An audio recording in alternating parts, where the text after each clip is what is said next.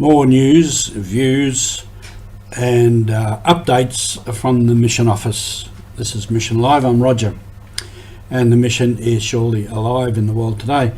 The other day when I did a news update, I mentioned from the Congo that Sister Marie Laure described or used the word witches. And I said it's a cultural thing. I'd like to just explain a little bit there, in my view of it anyway. It's interesting that she says that because it's probably how many people there would see these lepers.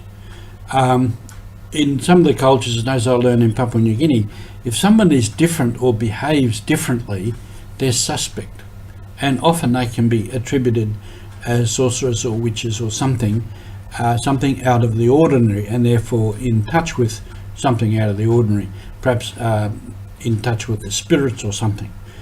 So that's what I meant by a cultural thing. It would feed into a cultural understanding, a way of viewing people, which makes it all the more reason why we support that work, so that these people get a chance to do something, to get educated, perhaps to get a cure for their leprosy, and then they can get on with life and be rid of this label as being witches. A few other things that are on the news. Our calendars for 2022, the Living Water calendar is out. We have a good supply here, so if you want calendars for this year, particularly if maybe we'll get them to you for Christmas presents, I don't know, but they're here, $7 each. For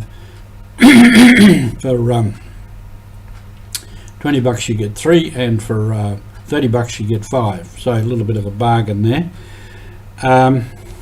Another one I want to mention is we have in Melbourne, MSC sponsor and run a course, a place called the Heart of Life Spirituality Centre, and part of that, one of the courses there is called Siloam, which is to train people in spiritual direction and guidance. And this is for our people, particularly religious, who are going to become novice masters or directors of students or whatever.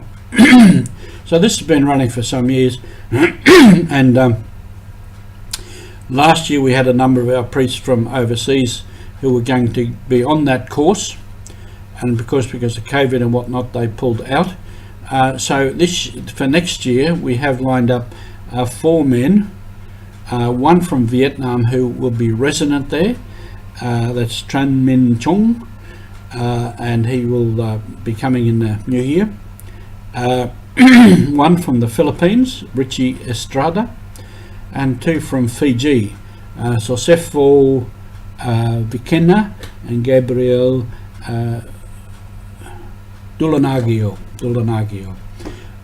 Now those last 3, Philippines and Fiji, will be part-time online, but they will need to come at some stage for person-to-person, face-to-face work.